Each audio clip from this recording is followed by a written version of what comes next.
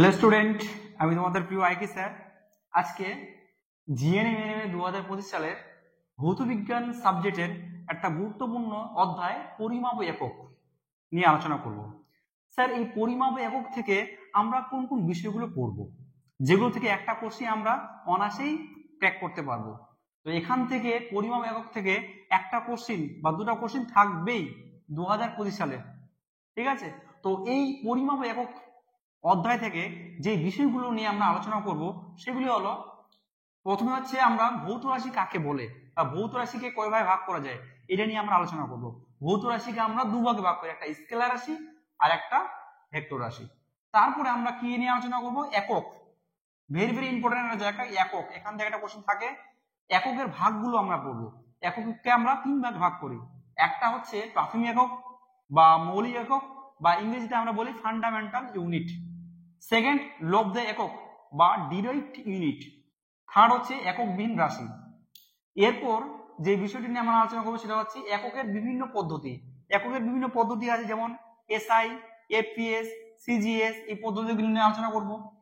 Next, বিভিন্ন মাপের একক, যেমন দৈর্ঘ্যের বৃহত্তম একক, দৈর্ঘ্যের ক্ষুদ্রতম একক, ভরের বৃহত্তম একক, ভরের ক্ষুদ্রতম একক, এই বিষয়গুলো নিয়ে আমরা আলোচনা করবো এখানে। হ্যাঁ, তারপরে মাত্রা। এখান থেকে একটা কোশ্চিন থাকেই, মাত্রা বার করতে, যে মাত্রা বার করো। যেমন কার্যের মাত্রা কি? কার্যের মাত্রা কি? এম এল স্কয়ার টি মাইনাস 2। বলের মাত্রা কি? বল ইজিক্যাল টু সমান আমরা কি জানি?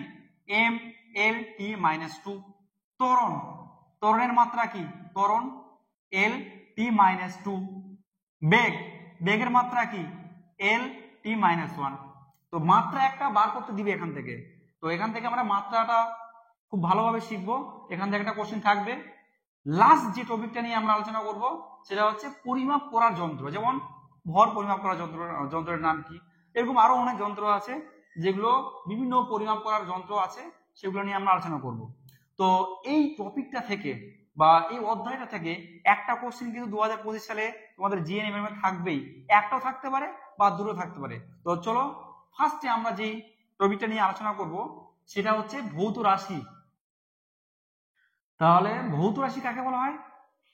পরিমাপযোগ্য যে কোনো প্রাকৃতিক বিষয়কে আমরা ভৌত রাশি বলি। কেমন স্যার, একটা এক্সাম্পল দিয়ে বুঝিয়ে দিন। যেমন আমার হাতে একটা পেন আছে, এই পেনটার আমরা কি বলি? পরিমাপ করতে পারি কি? 10 সেন্টিমিটার। তাহলে এটা পরিমাপ করতে পারছি। তাছাড়া এই পেনটার ওজনও আমরা করতে পারবো, যেমন 10 গ্রাম ওজন, তাহলে এটা পরিমাপযোগ্য। কিন্তু কোন কোন রাশিগুলো ভৌত রাশি নয় স্যার, বলুন একটা এক্সাম্পল দিন। যেমন আমরা ভাবনা চিন্তা করি, তাহলে এটা কি পরিমাপ করতে পারছি না। যেমন আমি আমার বাবা মা খুব ভালোবাসে, তাহলে এই ভালোবাসাটা কতটা পরিমাণ সেটা আমরা কিন্তু বিচার করতে পারি না বা পরিমাপ করতে পারি না। তাহলে ভাবনা চিন্তা করা বা কাউকে ভালোবাসা, এগুলো কিন্তু আমরা পরিমাপ করতে পারি না। তাহলে এগুলো কিন্তু ভৌত রাশির মধ্যে পড়ে না। তাহলে ভৌত রাশি কোনগুলো? যাদেরকে আমরা পরিমাপ করতে পারি। এবার ভৌত রাশিকে আমরা দুভাগে ভাগ করতে পারি, একটা হচ্ছে স্কেলার রাশি আর একটা হচ্ছে ভেক্টর রাশি। স্যার, স্কেলার রাশি কাকে বলা হয়?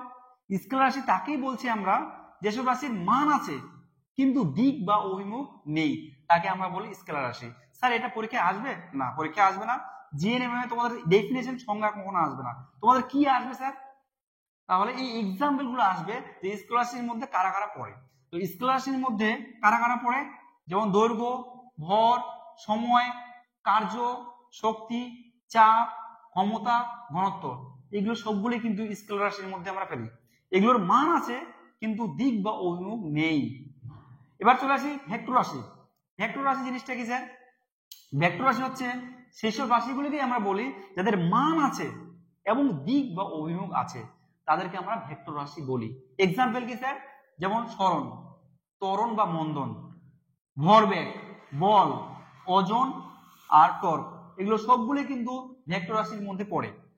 তাহলে স্যার, তড়িৎ প্রবাহ মাত্রা, এর তো মান আছে, দিক বা অভিমুখ দুটোই আছে, তাহলে কি এটাকে আমরা ভেক্টর রাশি বলতে পারি?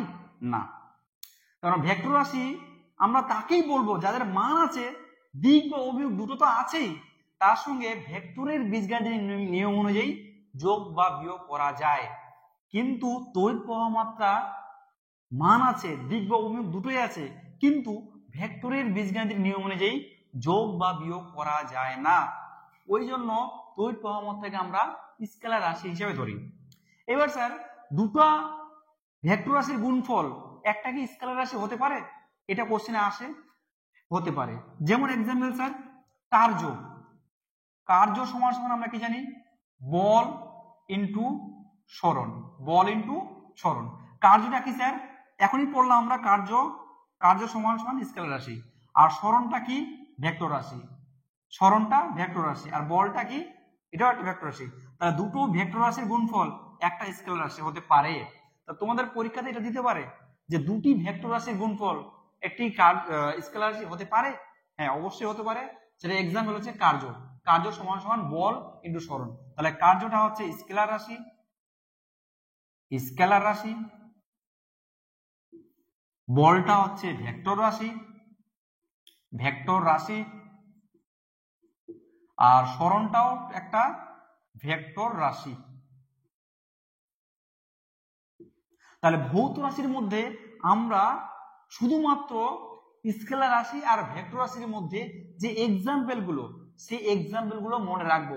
তার সঙ্গে আমরা আরেকটা জিনিস মনে রাখতে হবে, যেটা হচ্ছে তড়িৎ প্রবাহ মাত্রা মান এবং দিক থাকা সত্ত্বেও এটা কিন্তু একটা স্কেলার রাশি, এটাও পরীক্ষায় দেয়। ওকে, পরিমাপ ও একক অধ্যায়ের নেক্সট যে টপিকটা সেটা হচ্ছে একককে আমরা তিন ভাগে ভাগ করতে পারি। একটা হচ্ছে মৌলিক একক বা প্রাথমিক একক বা ফান্ডামেন্টাল ইউনিট, সেকেন্ড হচ্ছে লব্ধ একক বা ডিরাইভড ইউনিট, আর থার্ড নাম্বার হচ্ছে এককবিহীন রাশি। তো প্রথমে মৌলিক একক বা প্রাথমিক একক জিনিসটা কি? যেসব ভৌত রাশি পরস্পর উপর নির্ভরশীল নয় এবং যাদের একক দিয়ে অন্যান্য ভৌত রাশির একক গঠন করা যায় তাদেরকে আমরা বলি প্রাথমিক একক বা মৌলিক একক। এক্সাম্পল কি? প্রাথমিক একক বা মৌলিক এককে আমরা 7টি ভাগে ভাগ করতে পারি। তার মধ্যে দৈর্ঘ্য আছে, ভর, সময়, তাপমাত্রা, ত্রিকোণ প্রাবল্য, পদার্থের পরিমাণ, যেটাকে আমরা মল দ্বারা প্রকাশ করি। এবার নেক্সট হচ্ছে লব্ধ একক বা ডিরাইভড ইউনিট। এই জিনিসটা কি? যেসব ভৌত রাশির একক এক বা একাধিক প্রাথমিক একক দ্বারা গঠিত। তাহলে যেসব ভৌত রাশির গুলি এক বা একাধিক প্রাথমিক একক দ্বারা গঠিত তাদের আমরা লব্ধ একক বলি। যেমন বেগ, ত্বরণ। বেগ মানে হচ্ছে LT-1, তাহলে এখানে দুটো প্রাথমিক একক দিয়ে তৈরি হয়েছে। এলটা হচ্ছে দৈর্ঘ্য, প্রাথমিক একক, আর টিটা হচ্ছে সময়, এটা একটা প্রাথমিক একক। ত্বরণের মাত্রা কি? LT-2। তাহলে এখানে প্রাথমিক এককগুলো কি কি? দৈর্ঘ্য আছে L আর টাইম হচ্ছে সময়, তাহলে দুটো প্রাথমিক একক নিয়ে গঠিত ত্বরণ। আর এককবিহীন রাশি কাকে বলা হয়? যেসব ভৌত রাশি দুটি সমযোজী রাশির অনুপাত, তাদের কোনো একক থাকে না, তাদের হচ্ছে এককবিহীন রাশি বলা হয়। এক্সাম্পল, এটা ভেরি ভেরি ইম্পর্টেন্ট, পরীক্ষা আসার মতো এটা আসে যে এককবিহীন রাশিগুলি 4টা অপশন দিল যে কোনটা এককবিহীন রাশির মধ্যে পড়ে না। তাহলে এককবিহীন রাশিগুলি কি কি সেগুলো আমরা এক্সাম্পল গুলো জানতে হবে। তার মধ্যে প্রথমে আপেক্ষিক গুরুত্ব, এটা একটা এককবিহীন রাশি। আপেক্ষিক আর্দ্রতা, এটাও একটা এককবিহীন রাশি। আণবিক ভর, এটাও একটা এককবিহীন রাশি। তুল্যাঙ্ক ভার, বিকৃতি, লাস্ট হচ্ছে বাষ্প ঘনত্ব, এই সবকটি এককবিহীন রাশির মধ্যে পড়ে। তো পরীক্ষায় এই তিন মৌলিক একক, লব্ধ একক আর এককবিহীন রাশি সব থেকে বেশি ইম্পর্টেন্ট যেটা পরীক্ষা আসার মতো সেটা হচ্ছে এককবিহীন রাশি। এই এক্সাম্পল গুলো দিয়ে পরীক্ষা আসে। ঠিক আছে,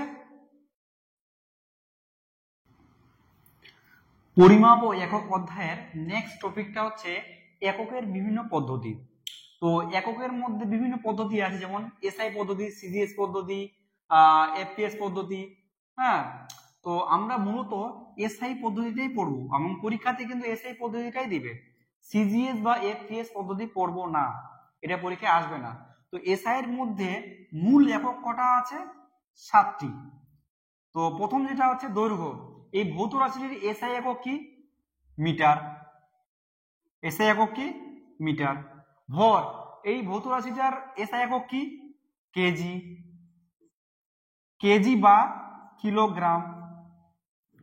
কিলোগ্রাম। সময়, সময়ের এসআই একক কি? সেকেন্ড। সেকেন্ড। প্রবাহ মাত্রা, এর এসআই একক কি? অ্যাম্পিয়ার। অ্যাম্পিয়ার। উষ্ণতার এসআই একক কি? কেলভিন।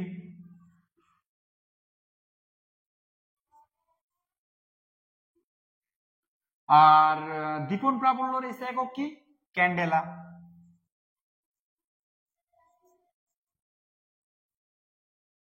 আর লাস্ট 7 নাম্বার পদার্থের পরিমাণ, এর এসআই একক কি হবে স্যার? মোল। তাহলে যে এসআই এককে মূল একক যে 7টা, সেগুলোর আমরা এসআই এককে মানে একক বার করলাম। প্রথমে হচ্ছে দৈর্ঘ্যের এসআই একক কি? মিটার। ভরের এসআই একক কি? কেজি বা কিলোগ্রাম। সময়ের এসআই একক কি? সেকেন্ড। তড়িৎ প্রবাহ মাত্রার এসআই একক কি? অ্যাম্পিয়ার। উষ্ণতার এসআই একক কি? কেলভিন। দীপন প্রাবল্যর এসআই একক কি? ক্যান্ডেলা। পদার্থের পরিমাণের এসআই একক কি? মোল। সবকটি দেয়, তার মধ্যে ভেরি ভেরি ইম্পর্টেন্ট যেটা হচ্ছে দীপন প্রাবল্য, এটা দেয় যে দীপন প্রাবল্যের এসআই একক কি? ক্যান্ডেলা, এটা পরীক্ষায় দেয়। আরেকটা দেয় পদার্থের পরিমাণ, এটা একক কি? মোল। এখান থেকে আরেকটা জিনিস জানতে হবে যে সময়ের সিজিএস একক যা আর এসআই একক সেম, তাহলে সময়ের এসআই একক কি? সেকেন্ড। সিজিএস এককও সেকেন্ড। তাহলে পরীক্ষা দিতে পারে যে কোন ভৌত রাশির সিজিএস এবং এসআই একক সমান, তাহলে কি হবে? সময়। তাহলে সিজিএস এককে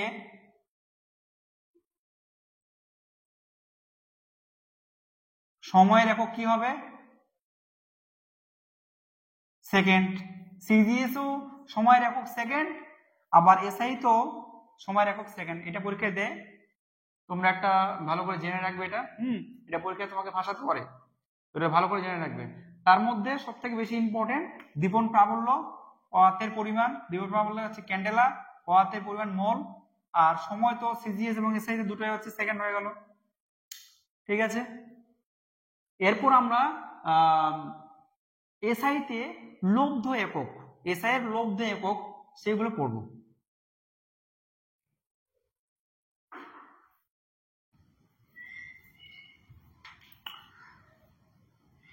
এসআই তে লব্ধ রাশির এসআই একক। এর আগে আমরা কি পড়লাম যে প্রাথমিক এককের এসআই একক গুলো কি কি। তো এখন আমরা পড়বো যে লব্ধ রাশির এসআই একক গুলো কি কি। তার আগে আমরা নোট দিয়ে একটা জিনিস লিখেছি যে মূল একক বা মৌলিক একক 7টি ছাড়াও আরো 2টি পূরক একক থাকে। সেগুলো কি? কোণ, যেটাকে আমরা বলি রেডিয়ান, এর একক কি? রেডিয়ান। ঘনকোণ, এর এসআই একক কি? স্টেরেডিয়ান। তাহলে যে মূল 7টি একক ছাড়াও 2টি পরিপূরক একক রয়েছে, যেমন কোণের এসআই একক কি? রেডিয়ান। আর ঘনকোণের এসআই একক কি? স্টেরেডিয়ান। এইটা জানতে হবে, এটা পরীক্ষায় দেয়, কোণের একক আর ঘনকোণের একক। তো এরপর আমরা লব্ধ রাশির এসআই একক কিছু পড়বো, যেখান থেকে কোশ্চেন আসতে পারে। যেমন প্রথমে আমরা পড়বো বল। তো বলের এসআই একক কি? বলের এসআই একক নিউটন। বলের এসআই একক নিউটন। তো এটা তোমরা সিজিএস এককটাও জানবে। সিজিএস এ বলের একক ডাইন। সিজিএস এ বলের একক ডাইন। কার্যের এসআই একক কি? জুল। কার্য বা শক্তি, এর এসআই একক কি? জুল। এর সিজিএসটাও তোমরা জানবে যে কার্যের সিজিএস একক কি? আর্ক। আচ্ছা, নেক্সট ক্ষমতার এসআই একক কি? ওয়াট। এটা very very important, star mark দিয়ে রাখলাম। এটা পরীক্ষায় আসে যে ক্ষমতার এসআই একক কি? ওয়াট। চাপের এসআই একক কি? পাস্কেল। চাপের এসআই একক কি? পাস্কেল। এটাও দেয় পাস্কেল। তাহলে বলের এসআই একক নিউটন, কার্য বা শক্তির এসআই একক জুল, ক্ষমতার এসআই একক ওয়াট, চাপের এসআই একক পাস্কেল। তো এগুলোর মধ্যে সব থেকে বেশি ইম্পর্টেন্ট হচ্ছে ক্ষমতাটা, এগুলো পড়ে রাখবে। নেক্সট তড়িৎ আধানের এসআই একক কি? কুলম্ব। আর তড়িৎ বিভবের এসআই একক কি?